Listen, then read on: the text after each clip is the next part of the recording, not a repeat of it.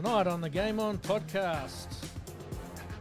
With 45 days to round one, the AFL juggernaut is now ramping up. Injuries. It was an Australian Open to remember, but was it for all the wrong reasons? And Tasmania take out the BBL final in a packed home, in front of a packed home crowd. Hurricanes, and we will talk about Mitch Owen's innings. All right, let's do this. Welcome to the Game On podcast. You're joined here in the, I'm joining here in the studio with Malcolm, and once again, it's been a big week in sport. But what's sort of been the highlight of your weekend, mate? Oh, look, I think watching the BBL final last night at a packed, Bill Reeve or whatever ground, I'm trying to remember the sponsors. Ninja Stadium. Ninja Stadium on the sponsors. As Hooksy would say, 16,000 Tasmanians there, so 32,000 heads. No, I reckon there was 32 without counting the two last night. So, look, but his innings, I messaged a couple of people last night. I said, this is reminding me of Hooksy's 34 ball 100 against Victoria. Yep. And I left that day, of that innings with Hooksy, walking out thinking, I don't reckon I'll ever see an innings like that again. And Raj Singh, he responded back with, that's a good call. And it was. It was an incredible innings. Look, the second ball where, he missed it by millimetres in terms of the in-swinger from Nathan McAndrew. And if it had got it where it went for 4 leg buys, he actually would have been out second ball for a duck after the 5 wides from the first ball. So it is such a fine line. And then he just smashed him. And the game was really over pretty early in the chase. Unusual for a BBL final, isn't it? Yeah, especially since the 180. And look, I think the Thunder had stuffed it up. And look, I'm going to have a crack at their coaching whole panel. They were the worst side in the power play in the competition by a margin. And I just thought last night they stuffed it up big time. Where why not have taken it at over 11 and 12 with when Warner and Sanger were going then, or telling, and Ricky Ponting was spot on where he said it. Why in the hell wasn't Jason Sanger told, just knock this last ball around and you're in for the power play? He has a smash, try to play a big shot. So did they lose the tactics a little bit? Yeah, I thought they did. I thought they stuffed themselves up again on the power play, and they just never sorted that out all year. And you could see when Trevor Bayliss was interviewed about it, he was a bit gung-shy. Yep. But then once the bowling there, I think the bowlers were powerless wherever they put it. The dew had kicked in, so the ball just skidded on beautifully for the batsman. And people out there, if they've ever played cricket with a dew with batting, it just speeds the ball onto the bat, and it's just beautiful to bat on. And, they smashed them, and, the game was over pretty quick. And, look, full credit to David Warner for his speech afterwards. That was pretty classy. There's quite often a few people on losing sides have struggled, and I thought that was a very good speech, so well done there. And, look, they got over 1 million people to the Big Bash, big TV ratings. It's probably the most successful Big Bash there's been for a number of years. So, look, you've got to... Do you think that's because of the shortened season? Yeah, I think that helps I know we're going to talk cricket a little bit later, but obviously you've flagged it now that it was such a popular event. It seems like it's sort of fitted in with school holidays, that tennis, BBL, cricket sort of going a little bit head-to-head for a little while there. I think it just gave you that alternative. And for those of us who criticise it and say, well, God, there's the test series, you're thinking about making a change and we're picking a player out of a Big Bash. Well, I actually decided that for Constas to come out and play shots and change things up. So, and Webster at 30, 31 is probably a little bit different because he's just learned he knows his game by now. So in that way, for those of us who criticise it, say no during a test series, it should be Shield games being played. We haven't got the runs on the board to back ourselves back against it. So it's a huge thing. And look, it's a money winner. The ratings going up gives them more bargaining rights and the next TV deal. So look, as much as I don't love 2020, I know. You've got to say it was a very successful event. And I probably actually, in the end, I've probably being actually watched a bit of it in the end, which I probably haven't for a few years. Yep. So, yeah, so full credit there. Absolutely. And it's obviously those people are not going to come to a Shield game, whereas they will head out for a 2.5 hour, 3 hour type. It is. It's entertainment. It's different. It's not a winner take all. Look, I do know within cricket there's been criticism of Travis Head that he was the only batsman to make himself unavailable. Yep. I will be very surprised if he is an Adelaide striker again next season. Okay, well, we'll keep an eye on that. All right, mate, let's get into Around the Ground. Around the Grounds.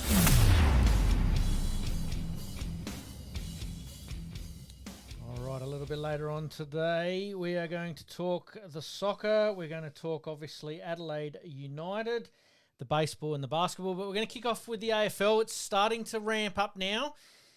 With the season counting down, it's not too long to go before some of these footy teams are not only playing internal simulations, which they've sort of been doing over the preseason, which is completely different to every other preseason we've ever known, but they've got some unofficial match simulations before the community series comes up. The big one for me is probably the Fremantle versus the Indigenous All-Stars at Optus Oval, or Optus Stadium, I should say, 7:30 p.m. on Saturday, the 15th of February. Yeah. Mate, what are your thoughts on that? Because I think it's an event we should all really get behind. Oh, look, it should be, and you'd expect it's going to be pretty fast, quick footy to watch, and it's sort of like maybe a bit similar to the basketball, where the East plays the West, and there's no defence. I think it'll be pretty attacking footy, so I don't think we'll be starved of goals. Nope. Probably the big thing at the moment is injuries, and St Kilda seem to have been hit reasonably hard so far with Matthias Philippo out for probably 3 months, waiting to see on Dougal Howard with dislocating his shoulder, and Rowan Marshall with his pelvis, which might give Harry Boyd an opportunity against Adelaide round 1. So wait to see there. So, but yeah. This year, you want to go okay, sort of, but it's more just get through without losing any players to serious injury. Where last year, Adelaide losing Thilthorpe, really their season was derailed before it started. It changed the landscape, didn't it? Yeah, so it's really if you can get through without losing any key players. And St Kilda are the ones so far who've lost definitely 1 and potentially 2 really key players. So is that a smart move by St Kilda to get Harry Boyd on board, knowing that is probably one of their weak spots? And it's sort of, I know hindsight's a wonderful thing, but has that sort of played into their hands, knowing that they've got a somewhat ready-made ruckman ready to go? Yeah, it's and when I say ready-made ruckman, I know Harry Boyd is rucking at SANFL level and he's ready-made, but he's not the tallest ruckman going around, but he's very smart. It's going to be interesting how he goes. He'll use his body. So the rules changing there have probably got him looked at, which the rules previously not allowing that body thing, it went against the smaller ruckman. So that gives Harry a chance. St Kilda are probably a little unusual because they've got 4 ruckmen on their list. So it's sort of young Heath. So and Dodson being available, which St Kilda were amazed. And so I. And as if you have watched the bit of the draft, St Kilda took the less time on Dodson than anyone else. Right. And I think it was about 22 seconds in picking him. They couldn't believe he was still available. It's going to be an interesting watch, that's for sure. Some of the unofficial match simulations, Western Bulldogs versus Essendon. Essendon are going to be a big watch for this year. Yeah, they're a watch and see whether losing Stringer and just how they're going to go up forward. There are probably a few question marks there. 2 metre Peter didn't have a great year last year where he was bloody unlucky to get suspended for the one right there. I still think that was unbelievable. There we know footy's changing. I just think that one was a footy accident. So in that way, we just got to wait and see. So I think there's just big question marks. You're just not, and they need. They drafted Cox and a couple others that have just really battled injuries. They need those guys to stand up. So it's a wait and see. Geelong v Hawthorn down at HBA Stadium. Yeah. Are the Hawks going to have a year like they had last year, or are they now the hunted? I think they're going to be hunted, but then they've recruited Battle and Barras, so they're going to be stronger, potentially down back at least. Whether you recruit 2 defenders, there's probably a few question marks there where they went a bit overboard on that side of it. So it'll be interesting. West Coast v Richmond.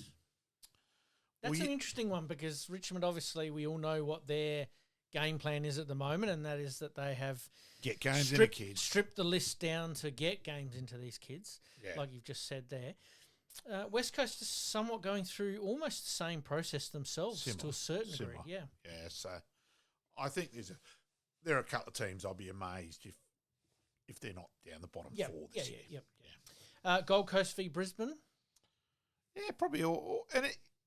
Probably again when those two play, it's always probably a bit more for Gold Coast. So they probably, whether they subconsciously have more of a crack or whether Hardwick tries to hold them back, there's always in wait and see there as well. And it's probably a little bit similar with Port and Adelaide. Absolutely. And there's also Collingwood involved with that, so I don't know how they're going to sort of work the three. Yeah, it's 3 games. Yeah, three sort of 1.5 quarter games or something. So whether that dilutes it a bit and you don't take it as seriously there and more players play or whatever, so we'll wait and see. It should be very interesting. Sydney v GWS. Yeah, probably similar there. And GWS, a bit of a question mark that they've lost so many. And also, let's remember, they've also got 5 players unavailable for rounds 1 and 2 because of the suspension. So not only losing players, they've lost a bit of depth for those first couple of rounds. Makes it hard for Adam Kingsley. Yeah. The big one, obviously, we're going to talk about is Adelaide v Port Adelaide at Mount Barker, the showdown at the Mount, I suppose that's what you'd call it. Like that. That's what they're calling it. Yep, 5:30 p.m. Obviously, there's been a lot of speculation going around Adelaide about why Mount Barker is not being used. We sort of know that, there's been very controversial with hiring out of the facilities and costs. Exactly right. Is this a good move, taking potentially a gather-round game away from there, but obviously adding a Port and Adelaide sort of pre-season showdown? It's probably a bit of a trade-off.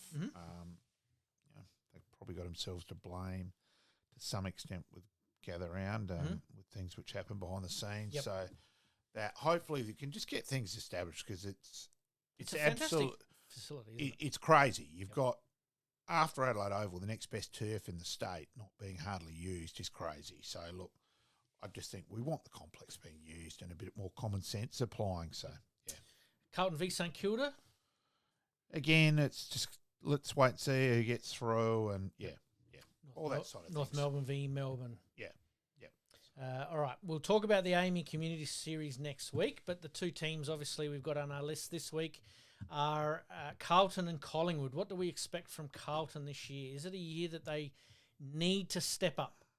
I think so, but they need to step players to stay in the park. That's probably the thing the last few years. Like Russell Green has now left Carlton purely because the players went on the park, and there's already been a couple of injuries, like they've lost Newman for the year. Yes.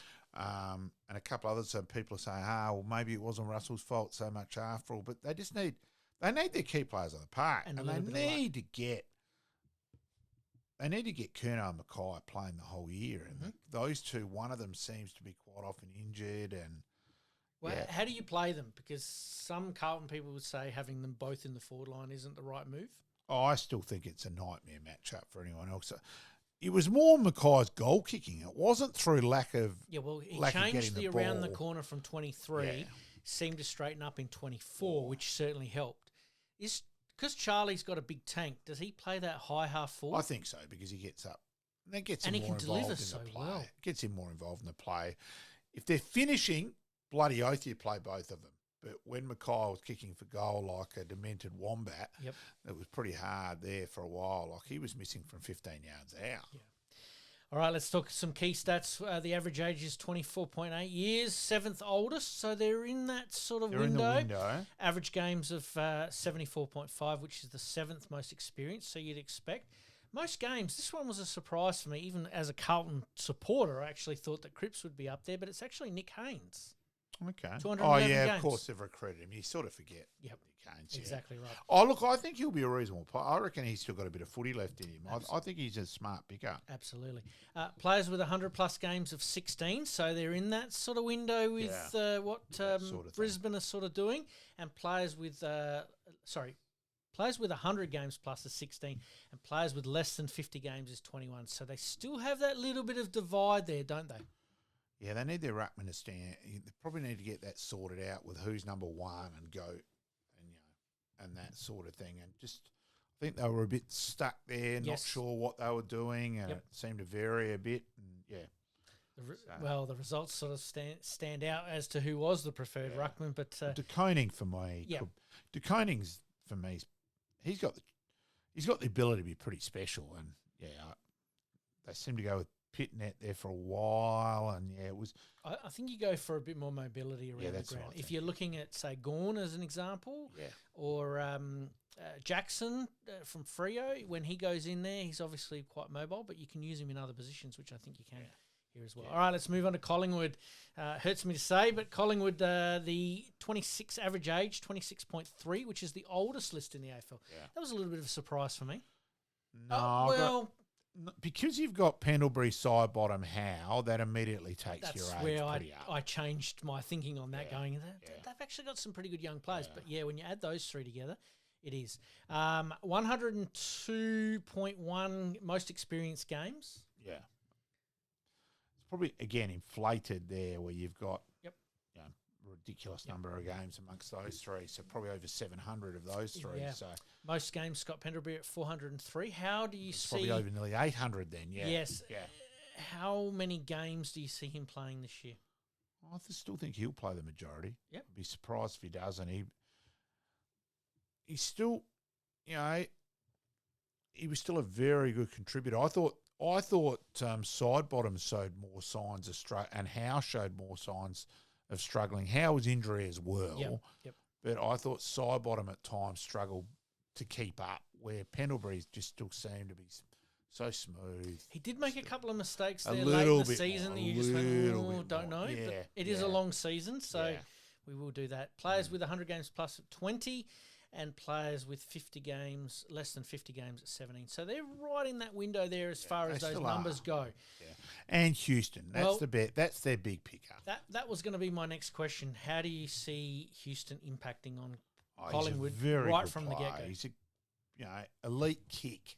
So all of a sudden, means another efficient ball user out of defence. And I think he'll play mainly half-back. He may squirt through the midfield a bit, but I think he'll be mainly half-back. And I think he's the best half-back flanker in the comp.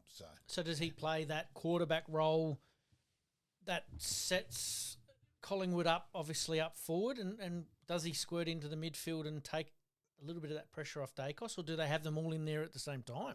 Oh, I think he'll be the scary part. Yeah, it is, but I think they'll mainly want him down half back because he's such a good kick, and he's a long kick. Yep, he's an elite kick where he clears a line. So, does he make Darcy look a bit better, or does it help Darcy? Sorry, that's probably the wrong way of phrasing it. Does he help Darcy get back to where he was in his premiership year? I think that's more where they need. They lost Murphy, and Murphy used to cut. He was so good at covering.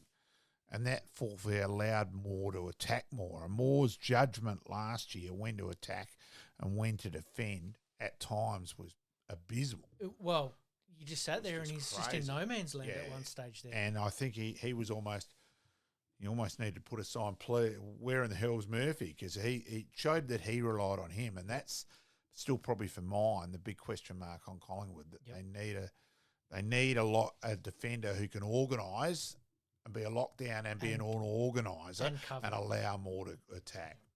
So not sure what role Houston will play with that as well. I think that's more a tall than a taller player than Houston in that way. Yep. How do you see Collingwood going this year in general? Yeah, look, it probably depends. It's such a fine line. It's whether you can win the close games. Now, we've interviewed Greg Edwards tonight, and he spoke about North in 18 where they won them, where the year before they'd finished bottom and they'd lost them. It is, as Griff would say, a fine line between pleasure and pain. Well, Collingwood have been the masters of this over the last 3 years, haven't they? Of winning those close ones, or coming from behind and winning those close ones. All the best to Griff. He's going through a few medical issues, and he does listen to our podcast, so all the best to Griff, and hopefully catch up soon. Absolutely. I think Collingwood are going to have a middle-of-the-table type year. I think that they've still got a few things that need to click, and for me, those question marks over those older players as to how many they play and when they play them is going to be very, very interesting to watch. They're a question mark. There are a lot of teams which you're just not sure. Well, but that's a good thing for the it competition. is. It's isn't great. It? It is fantastic in that way. Obviously, we're going to talk Essendon and Fremantle next week, but we move on to coaches. Let's talk some coaches. Who, I hate to say it this early in the season, but who is a couple that might be under the most pressure come round 3? I think Beveridge and Hinkley are the two most. And Beveridge, Hinkley, and Longmire at Freo are probably the 3 I think are the Longmuir, most. Longmuir, sorry. Yep. Are the 3 most for mine under the pump. Yep. Talking of Longmire. Yes, apologies. No, that's okay. Does he want to step back into football, do you think, at this early stage, or is it a case of survey the landscape? I think he'll more have a look around and make his mind up during the Could you see him walking away from the game completely? As in not being a senior coach, but more of a football director? I could see him just doing football admin and all that. Apparently, football admin is a passion of his, so I would not be surprised if he ended up doing footy admin. And look, Sydney's the perfect place to do it too. That you're not under the pump so much, and that. So I wouldn't be surprised if he just ended up. Is it important for Sydney to be successful though, considering the market they're in? Oh, it is, and look, that's probably where the pressure does come in. It does, but I think they've got a list. They've still got a list which played in the grand final. I think there's still a hell of a lot in that. They played in the grand final 2 years ago too. I know they got belted both times, but they've still got a list that can... Yeah, their list is pretty reasonable. Yep. Yeah. Greater Western Sydney, obviously, the other team on the block there in Sydney, and we have obviously talked about how they need to share resources and make the game really, really good. I mean, you'd remember back into the 80s there where, you'd watch a game on TV and there'd be 25 people in the stands and 10 of them would be behind the goal and they were very passionate about it. It's come a long way since then. So it is a very, very important market for the AFL and also for Sydney to nail down. It is. Look, from going to a Sydney game last year, it was just different experience and it felt like more that you were at the theatre. Yep. Yeah, it just... personally had a different feel. Yeah, I went and seen an Adelaide-Sydney game there a few years ago. Same deal. Yeah. Even though we were sitting down on the boundary a little bit, it just didn't feel like a footy crowd, did it?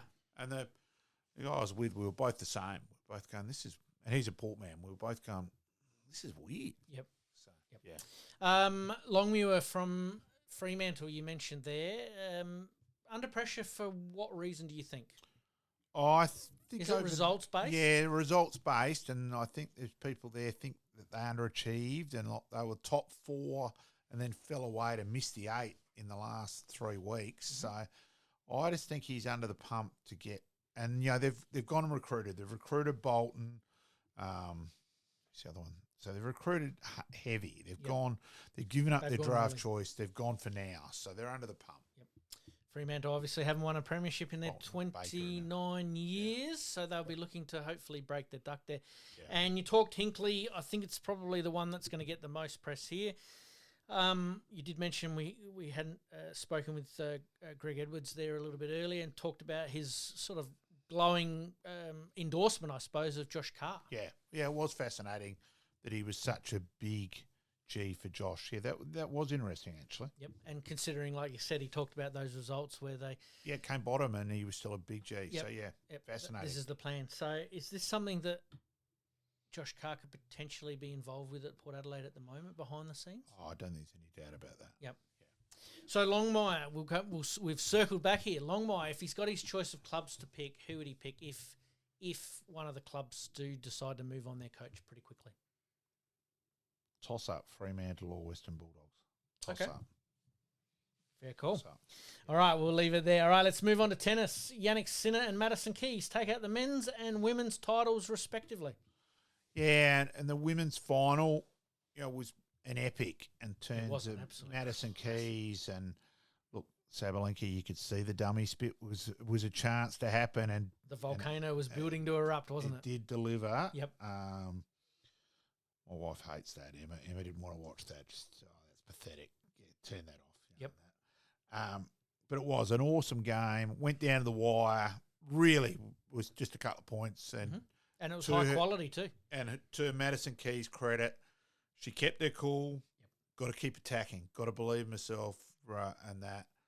And, her husband's a coach. And, so it was a great result. And the commentators to say that she'll be bombarded from players and this is a really popular win in the circuit is probably a bit of an education for a few of us who aren't. Yep, tennis. You're not involved. Yep, not involved in tennis. So that was probably, I think, pretty crucial. And Sinner was just too good, male side. Yep. He won the big points, and he was just too good. Yeah. Yep. We'll go back one step there on the Sinner match. He obviously played Dimonor in the fourth round or the quarterfinals. He just can't take that one step further, and he always seems to run into the guy who basically always ends up winning. Yeah, semi. It's a bit reminiscent of Leighton Hewitt there for a few years. He'd always run into Sampras, or he'd run into Agassi, or run into Federer. Look, he just hasn't got a big get-out-of-jail shot. It's like the Energizer battery to get it back. And against the elite, that's just not quite enough. So, look, huge credit to him that he reaches where he's utmost in terms of to keep reaching the quarters consistently at the last. He's reached the quarters at the last 4 Grand Slams he's been in is a huge achievement. Absolutely. He's going to go places, that's for sure. Like we've said, the women's game was a match for the ages. It was a classic final that went all the way. But the men's sort of game is being overshadowed by a couple of things that have happened off the court. One of them, obviously, was with Novak Djokovic in that, semi-final game where he pulled out after a set. And a few people, you talked about Madison Keys being liked around the circuit. Well, Djokovic has obviously been injured, pulled out, retired from his match, and people are dropping petrol on the fire, basically saying, "Nah, I don't see it. I don't know whether it's right or wrong." Well, you still take him with a grain of salt with the injuries. The bit where he won the Australian Open, where it's they came out and said he had a 3 centimetre tear in his hamstring afterwards. Bullshit. That's garbage. Anyone's doing that, you aren't. Yep.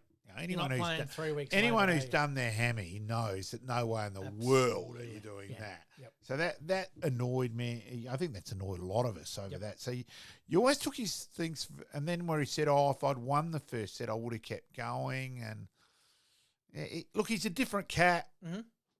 He's not my type. I'm not out of that. And just he's so frustrating. Yep. And it was a bit weird again where. And as people said, well, hang on, it's a semi-final. Wouldn't you at least take the extra time and take the break? You can do all of that, which he's been a master at doing. Did he think, well, no, I've done that before. Maybe if I'd gone too far on that one, everybody's jumping up and down. Yep. So it was, he's just so hard to work out. Yep. I think. Yep. It was an interesting one. Obviously, people paying some very, very good money for that semi-final ticket and only getting an hour's worth of tennis. Huge money too. I can see why. It was about $400 a ticket. So I can see why certain people were obviously a little bit annoyed about it. But and then the comment to come back, well, hang on, it went 82 minutes, which is as long as a women's match.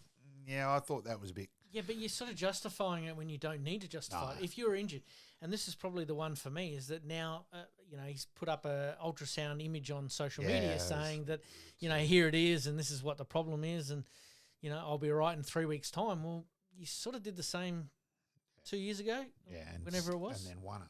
Then won it, So, that's – I think it just rubs people up the wrong way overall. Obviously the other bit with the whole COVID bit, he lost – massive respect in that regard around the traps as well. So he's just different. Yep. He's bizarre. All right, before we talk a little bit more Yannick Sinner, we will have to make mention of Darren Cahill. Obviously, his coach has sort of said that he's going to part ways with Sinner, which obviously happened a few weeks, I think, prior to the tournament or a few days before the final. I did see Jack. I did see a little bit on social media. Jack actually came out to some practice sessions there with Yannick as well. Good to see, the master and the apprentice, so to speak. But what a career Darren Cahill has had, not only on the court himself, he was a very, very accomplished tennis player. And Leaf Forrest dropped the rumour that don't be surprised if he follows David Koch at Port Adelaide. Well, which I thought was interesting. This was going to be my next question as to whether I think that's a distinct possibility. Yep. Do you think that he could coach Port Adelaide? Because this was something that was thrown up. No, I think Again, it was a. I'm sure it was a spur of the moment thing. Yeah, but no, could he coach Port Adelaide? Could Darren Cale transfer his skills to an AFL team? I don't think they're going to. Because he's a master at man management. Yes, When you think about it, and that was Jack's and that was strength as Jack's coach. strength. Yeah. So whether you think of that, but Well, do you need to be? I think it would just be interesting. I don't think a club would look at the most Because he didn't play football Yeah. at a higher level. higher level. Whether Neither they did Chris Fagan. Yeah, I know, but he still played adult footy where Yep. Darren didn't. So Yep. Whether it'll be interesting to see whether and out of that, I'd love him to go somewhere else other than Port Adelaide if he decided he was going to have a crack in that regard. Yep. But I'd play his trade somewhere else and I then bring the IP to yeah, Port Adelaide. maybe. Yep. But I still think the following David Koch is still more likely. Yep. Very interesting a watch on that one there for sure. But, yeah, are we going to get to the stage, and this is a question without notice, are we going to get to the stage where it is going to be a little bit like English Premier League where you do have a manager rather than a head coach? Oh, I think it has developed that way as it is. It's sort of going that way, isn't Oh, it? it is. Like I went and watched Melbourne train last year Yeah, you in were gather round, and Goody didn't take anything. Yep. He was out in the ground, but he actually didn't take any drill and just spoke to the other coaches. And Mark Williams took probably the majority of it. So I think that So the stress game's of game evolved. day is the head coach, Yeah, the game's evolved, and a everything lot else more is in taken care of and put in that way than what faith. it used to be. Like, and you'll still get some coaches will still want to drive the bus, but I think the comment's gone back more and more. Hey, hang on, you only got so much stress lease and all there here. So Is that the modern day coach? yeah, I think so. Yep. You know, So- and it was interesting watching that day where, and I'll probably go out and look at a few other clubs this year and gather around and that and just try and compare out of that way. But So- that was the one where last Well- year it felt different. And then just talk to Goody afterwards, and he was pretty relaxed about on the ground and yeah. Excellent.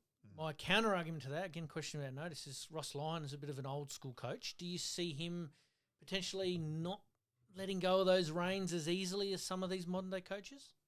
I didn't get to St Kilda's training No, last year, but and do you I think intended that- to because it was at Norwood, Yep. so I intended to. Do you think that is part of Ross's chink in his armour in not?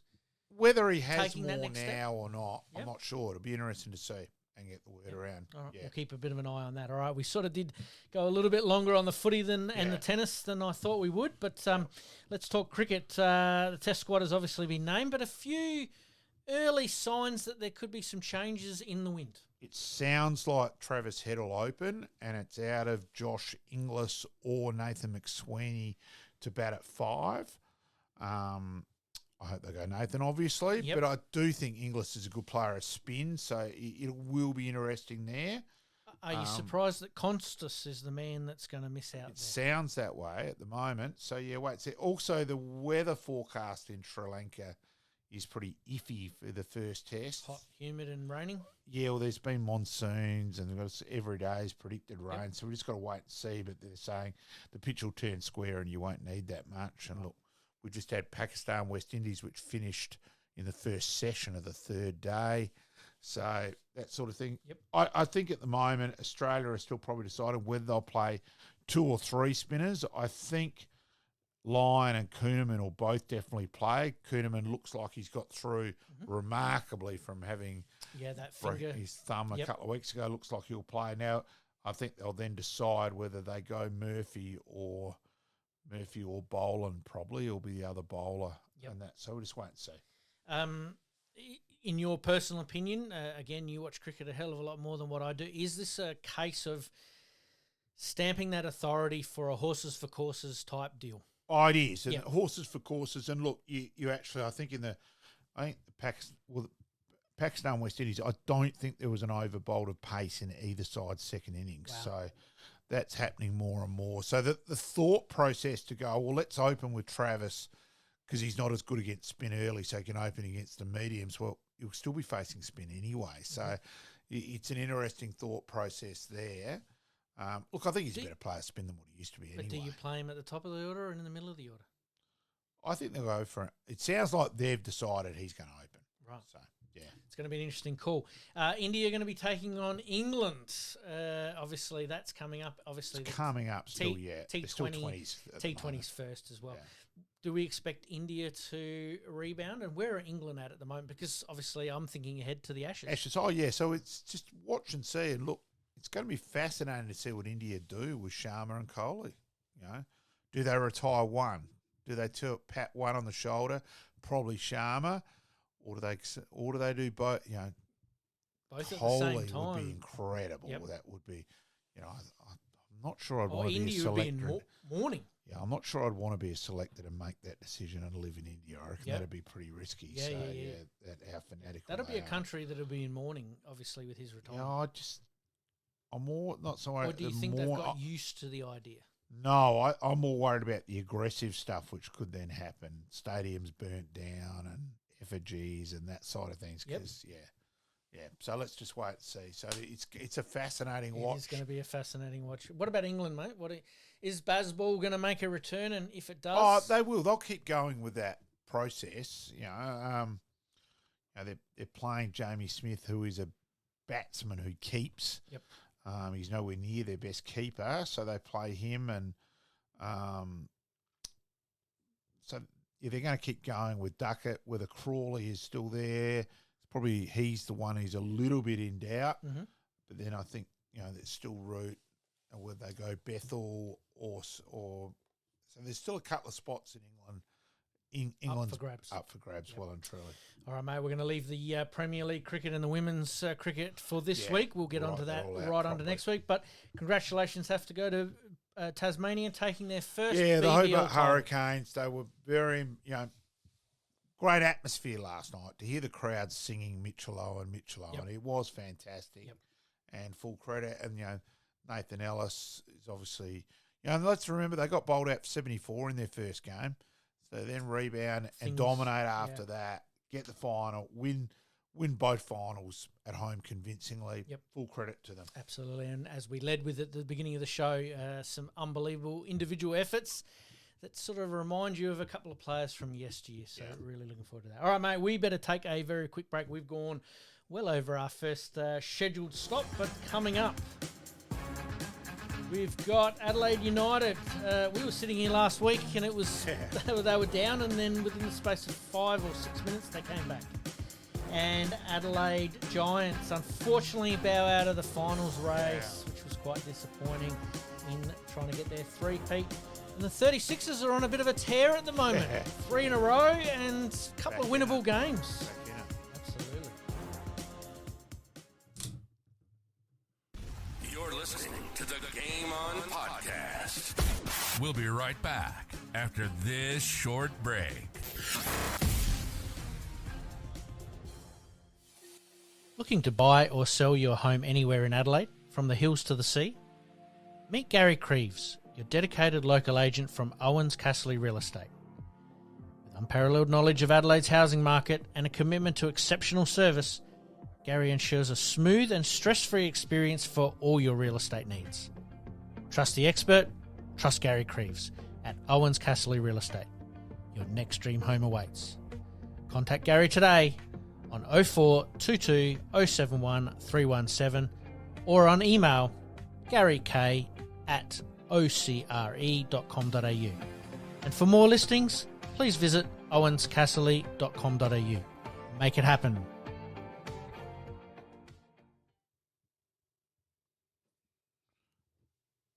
Yes, thank you to Crazy. You reminded me I've got to ring him tomorrow too.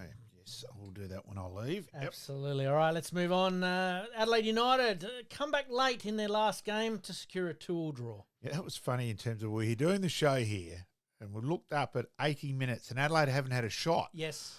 And they've scored in the 81st minute, then another goal in extra time. Yep.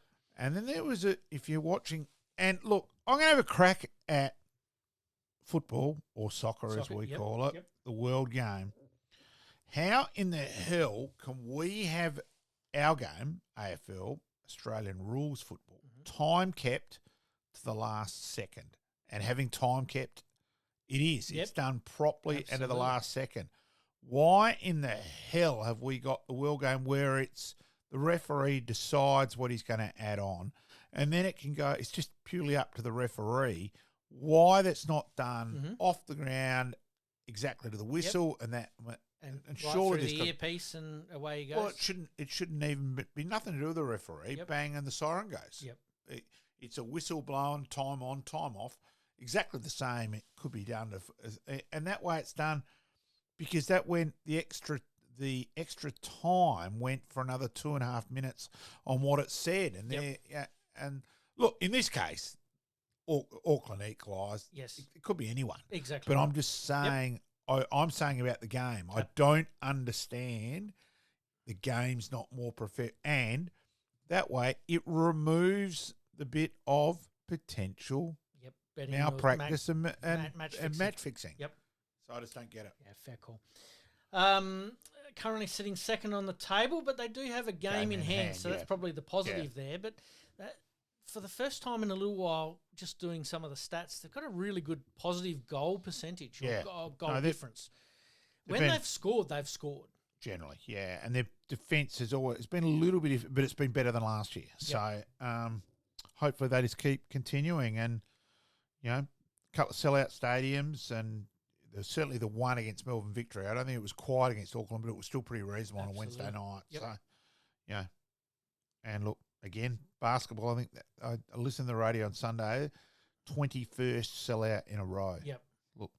Yep. So basketball and soccer are doing the right things, full credit to basketball in that way. Adelaide United playing Sydney FC this week in another challenge that, could be a danger game for them. Yeah, it is. It is a danger game, but look, hopefully they just continue and we just go you Reds. Absolutely. Well done to the Reds so far. All right, let's move on to baseball.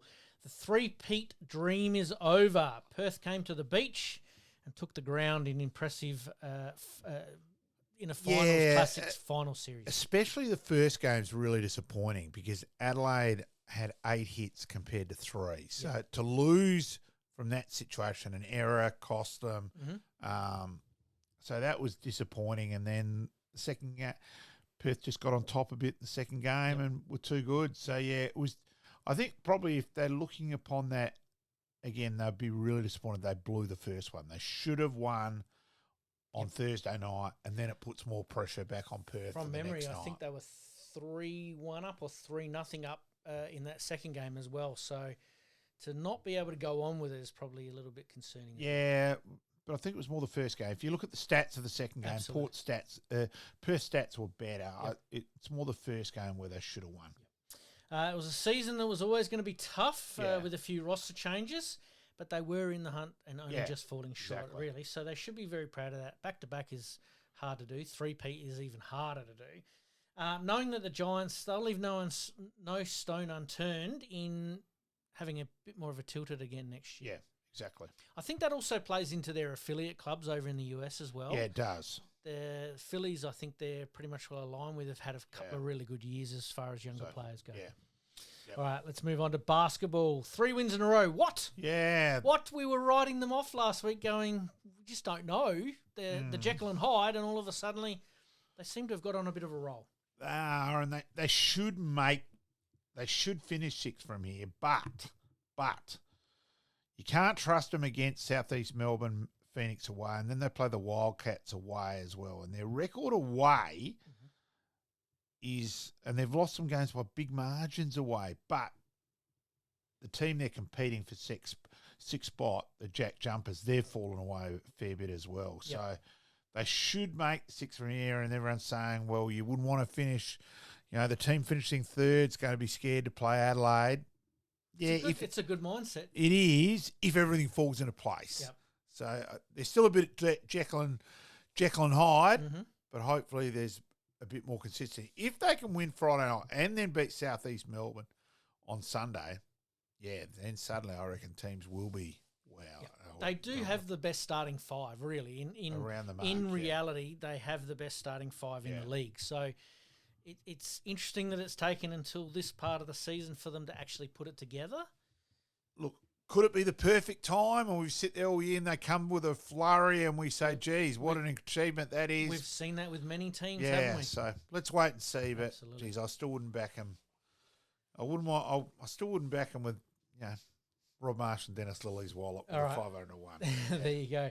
They are obviously looking to make a late season charge to the playoffs. Currently in 6th place with 3 winnable games coming up. Starts with the Brisbane Bullets here and Adelaide.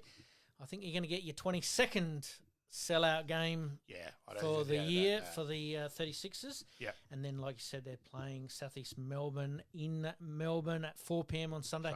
So there'll be a lot of 36ers fans that'll be invested over the weekend in some of these results. Yeah, I reckon I might find a few pubs with out and about on Sunday and watch that, I reckon. Yes. Absolutely. All right, mate. Sell books, obviously. Let's take a quick break and look at what's coming up this week. We have Keith Thomas, part 2.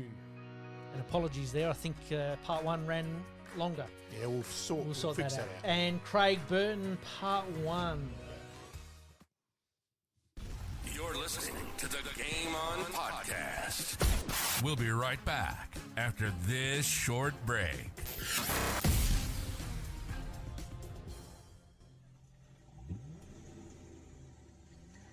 A dents and scratches putting a dent in your day?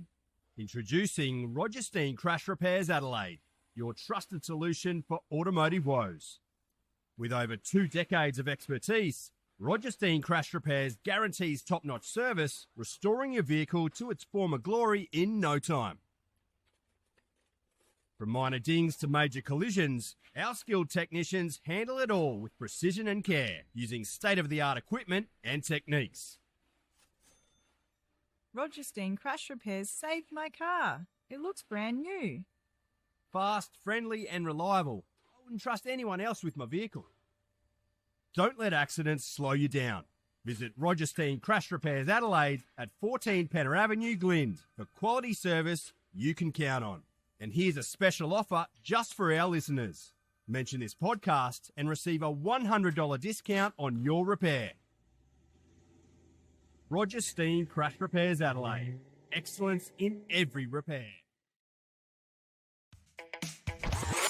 Flashbacks.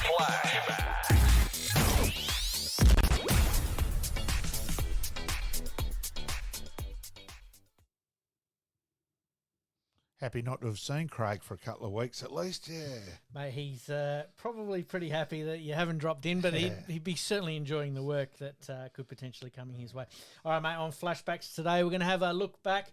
Since footy season's starting to sort of roll around, let's get the taste buds tingling a little bit with a classic game going back to 1992 where Collingwood ventured over to Perth there and got the points in a big comeback win. Yeah.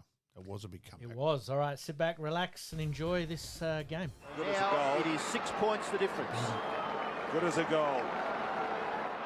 Just over 2 minutes left. Got to take a risk, Collingwood. Collingwood need a goal to tie the game. Moncourse punched out of the front to Shaw. Here's kick to Brown. It clears him. Rowe leaves his man and goes after it. The whistle's gone. Free kick to Brown. Gavin Brown pushed out. So the Magpie champ has it in between wing and half forward. About 2 kicks to goal from there. 1 2/3. He tries to go for the huge talk. Not a bad effort, actually. Big pack. Rowe was waiting for it. Manson was waiting for him. The umpire's going to come in and ball it up. Rugby scrum. What price of dead heat? 8-14 to 7-14. A goal will level the scores.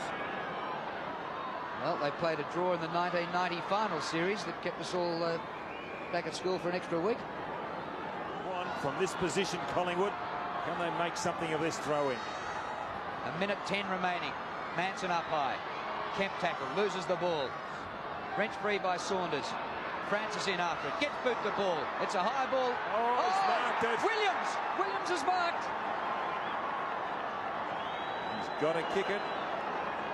Paul Williams has taken the mark about 5 metres from goal with 50 seconds remaining.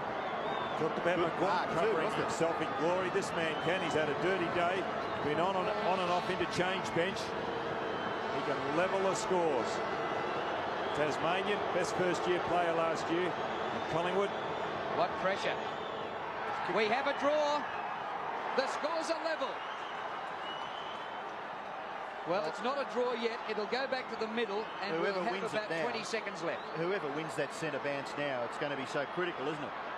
And Monkhorst has certainly been a dominant player for the whole of the game around the centre bounces. The West Coast have got the ball out of the centre, and here's the mark coming up. Francis just getting his foot the ball. Williams, one hand, getting away from Evans. Now this is important. Who'll get it away from the centre? Oh, what a game we've seen here at Subiaco. Monkhorst bangs it. Brown bangs it. It's up to 50 metres. Oh, Rowe! Williams, Collingwood will score and win the game, will they? Lehman, he scored. It's a point. My golly, 7 seconds left. Collingwood will win the game with that break from the centre by the best man on the ground, Damien Monkhorst. And ladies and gentlemen, listen. Deathly silence. Monkhorst marks, the siren sound. Isn't it amazing that Williams has a dirty day yet kicks the equaliser, and then a crucial handball there to allow them to score? Yeah, now people who don't think ruck work's important, the ruckman won the game there. Absolutely. Thumping that ball 20 metres and then obviously getting it going was quite an intelligent move there, and I think it's credit where Damien Monkhorst was a fantastic ruckman, wasn't he? All right, mate, let's move on to the extra time. Big finish. Extra time. Big finish.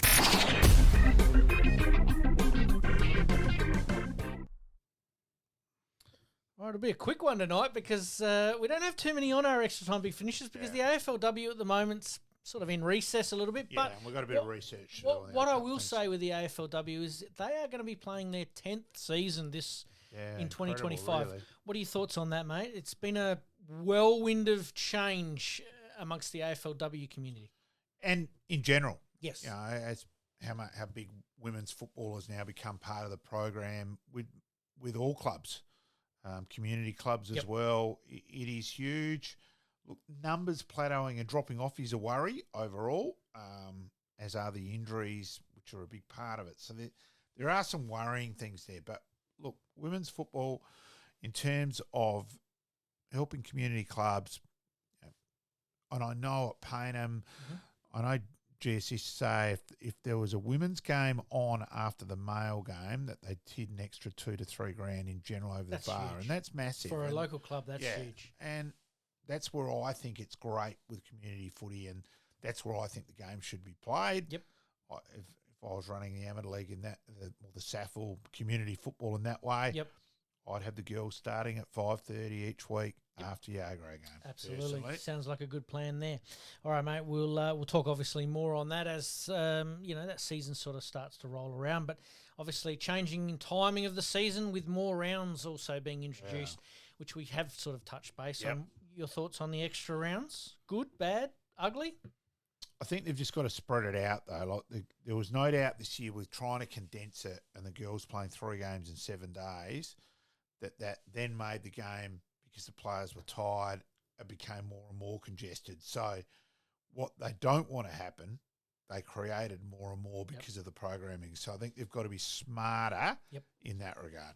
All right, we'll talk a little bit more depth as we go on there. Let's talk SNFL, just touching base very, very quickly here.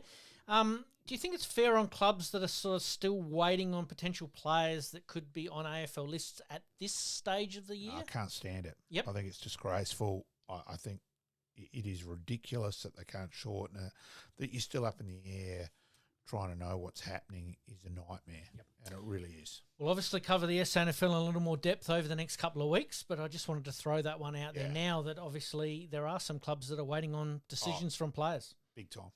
It does hurt. All right, let's move on to netball. The Thunderbirds are go for 2025. Yeah. I know it's a little ways away, but we want to give them a little bit more time this year to the podcast. And their first game's coming up on April 5th at home there. Yeah, and look, when they're up and about, the Thunderbirds getting through on 1, that's a huge event in South Australia. It's like basketball, isn't it? Oh, it's that they just pack out stadiums. And netball is the smoking giant in terms of how the participation numbers, and if you get a percentage of those around, look, they should be doing what basketball does with selling out each week purely on numbers. Yep. I think they're getting better at their promotion, so I think they are getting towards that stage. So, look, do you netball think is a huge sport. Do you think that's around when they play some of their games so that way they can allow players who are interested in the sport to come to those games. Yeah, I think they've just got to, again, in terms of what we were talking about SNFL-wise earlier, and, it was interesting to get Megsy's thoughts there. And you sort of stole my thunder there. Is that how do we help local clubs participate in SNFL clubs and vice versa when not scheduling games? So exactly. Yeah. I think netball is on the right track, and I think basketball's got it just about right at the moment. Let's talk golf. We've promoted it last week. We're going to promote it again this week. Live Golf is back 14 to 16 of February. Ripper GC, the local Australian team, will be the hope here with some fond memories of last year. Yeah, and look, disappointed not getting a message back from someone I'm chasing, so I think we might just go to Craig there next week. Absolutely, looking forward to that. 5 good minutes with Craig would be fantastic. All right, mate, let's talk the Tour Down Under. Before we get on to some of the events and bits and pieces like that, one question for you. Is this, after another successful event, is this the most successful event in SA sporting landscape? It's a hard one. You can say it's more a community event. Well, that's why I asked, because you've got community that are participating in the event.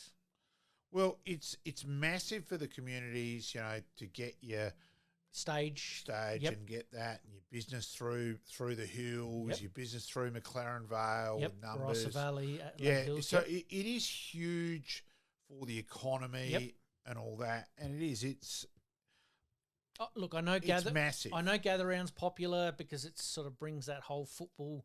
Everyone's on just a feast of football vibe, I suppose, is probably the word for it. But this is an event that's now been going for quite some time, and yet it still draws crowds just as big today as it did in year one. Well, it's 25 years now, and look, the crowds. Look, it's probably a little bit different. It's not. You probably haven't got the influx and the explosion. And look, let's be honest, be interesting to see with Gather Round how many people you could. These people who aren't coming because they couldn't get accommodation, and things like that. It was just it sold out within 10 minutes. Yeah. I was actually meant to get around to getting tickets for another game, and obviously apart from the games at Nord, and it was just gone. Yep. Yeah, so just incredible, and it really has.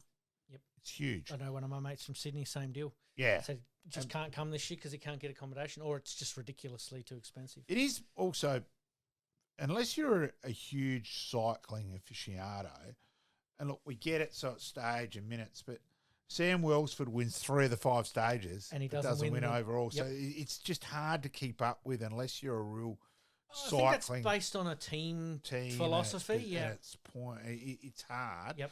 But look, Jonathan Narvaez, well done in terms of male wise, and look, Naomi Rouge in the female. Now there was also I did hear on Sunday, and about where the cycling world were critical that the female event isn't as big as the male, and they say it should be, and there should be the same stages and exactly the same. So it was interesting to hear, as not a huge cycling nut, on the criticism. But look, I think this year's the first where personally I didn't get out to a stage. Normally I do, and it just didn't tie in with life in general this year.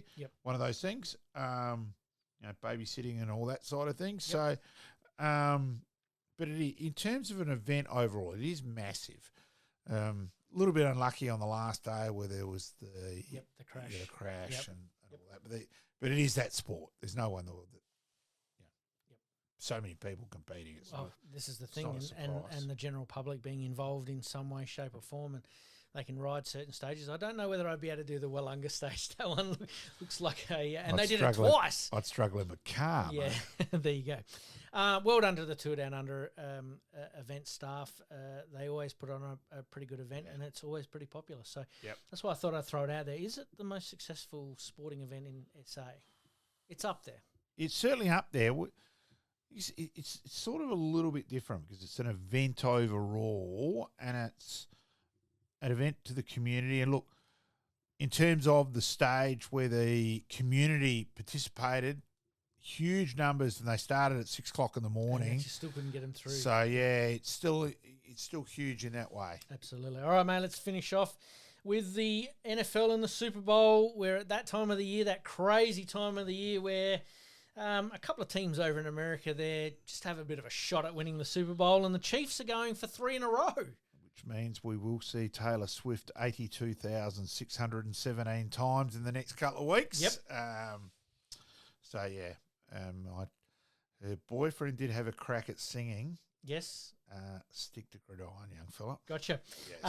Can they win 3 in a row? They're going to play the Philadelphia Eagles, who were quite impressive in putting up a big score in their They were divisional game or semi-final. But you can't not tip the Chiefs. It's hard to. But yeah. winning 3 in a row, that's something huge. pretty special. I mean, we talk about Brady because he's the name that everybody knows, and you go back to the Cowboys, and you go back to some of those teams that had some of those famous players. But if the Chiefs achieve 3 in a row, that's something really special. And their players are going to be mentioned in the same breath. That's right. Yeah.